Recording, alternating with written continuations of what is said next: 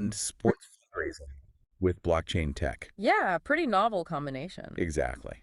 Mm. And we've got our hands on a bunch of initial inquiries, responses from their soft launch. Right, the early feedback. So our mission today is really to unpack what people are asking, what they're curious about, and maybe get a clearer picture of what Sports Future is actually building. Sounds good. Let's dig in. Okay, so first thing, Sports Future put out a message basically expressing a lot of gratitude for the positive responses they got. That's always nice to hear. Yeah, and they made it super clear that every single inquiry, every message is being logged, Okay. and it'll be addressed when the platform's actually ready. So, nothing's getting lost. That's important. Sets a good tone. No black holes for feedback. Definitely. And they're inviting everyone, you listening right now, to stay connected via their site, sportsfuture.io, and their YouTube channel for updates. So, keeping the communication lines open while they build. Precisely. What's really telling there is how that approach, that transparency and kind of long game thinking, Yeah. it pushes back against a lot of the usual hype you see in the crypto world. Right, the quick pump and dump schemes. Exactly. Sports Future isn't rushing. They're like deliberately building the infrastructure first, Okay. gathering that loyal community, talking to corporates, getting key sports figures involved. So it's foundational. It really is. It's not about those short rushes. It feels more like a commitment to building real value, aiming for those future wins. That's kind of rare. That makes sense. And it seems like that careful approach is already attracting some serious attention. Oh, yeah. Yeah, one specific inquiry really jumped out. It was a partnership request from a four-time world champion, Wow. Okay. And what? men's fast pitch softball from New Zealand. Serious athlete. Very. And get this, he's already part of the DAO1 community. Ah, so he gets the decentralized idea already. A DAO, for anyone maybe not familiar, is like a community run by code, member governed. Exactly. So he's already bought in. Yeah. And he expressed interest in roles like sports agent or sports representative, Mm, basically wanting to help athletes in New Zealand succeed. that's significant. Right. It feels like a strong endorsement. It absolutely is. I mean, think about it. That immediately connects Sports Future to like established athletes, real world sports, And globally, too, New Zealand. and globally, yeah. Mhm. And someone who's already in a relevant decentralized space looking for an operational role. Yeah. It just underlines the potential practical use right from the start. It's resonating beyond just the tech crowd. Definitely hits different than just abstract interest. Hmm. Okay, so then there was another more general inquiry. Right. This one was about what a sports future office might actually look like. A physical presence. Interesting. Yeah, and specifically asking about Australia.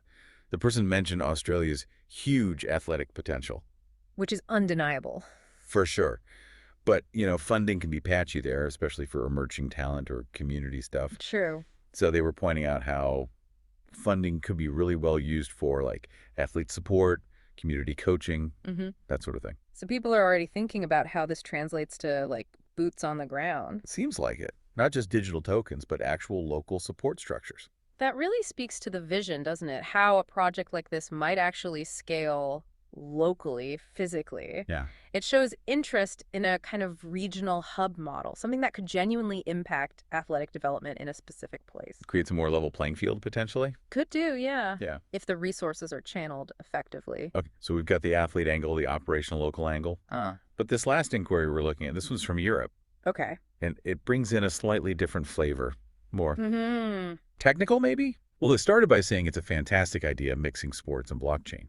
But then they specifically asked about the Apertum blockchain. Ah, the underlying tech. Right. And it's Micah Compliance. They'd seen a video about it. Micah Compliance. Okay, that's a big one in Europe. So this person acknowledged crypto's volatility, the A bit risks, smart. but also mentioned the big potential and the buzz online for Apertum, specifically tied to that compliance. Yeah. Why is that Micah piece so critical here? Well, Micah, that's the markets in crypto assets regulation. It's Europe's big framework for digital assets. Right. The new rules. Exactly. So for a blockchain project operating in or targeting Europe, being MiCA compliant isn't just like a nice to have. It's essential. It's a massive signal of legitimacy, of stability. It tells traditional sports bodies, potential investors, anyone wary of the crypto Wild West. Yet this is serious. Precisely. That there's regulatory oversight which reduces risk perception. So this inquiry, it shows you've got a knowledgeable audience segment. People doing their homework? Absolutely. They see the potential, but they're also looking for that regulatory reassurance. It's a cautious optimism grounded in compliance. Hmm. So, pulling it all together then, Yeah. what are we seeing? We've got interest from a world champ in NZ wanting to get involved operationally, Yeah. curiosity about physical offices down in Australia for grassroots support, Right. and then sharp questions from Europe about the specific blockchain tech and its regulatory standing. It paints a pretty diverse picture, doesn't it? It really does. It suggests Sports Future isn't just hitting one note. It's attracting interest across the board. Athletes, potential regional partners, tech-savvy users focused on compliance. Feels like they're building something meant to last. It certainly points towards a long-term strategy. And, this blend we're seeing, that deep engagement from within the sports world, the community interest and local impact, plus the focus on advanced compliant blockchain tech. Yeah. It makes you wonder, doesn't it? What does this mix really suggest about how sports development, how funding might fundamentally shift in the coming years? Mm. And maybe more importantly for you listening, what role could a project like Sports Future actually play in that evolution for you, whether you're an athlete, a fan, or maybe someone looking to support sports in a new way? Something to think about.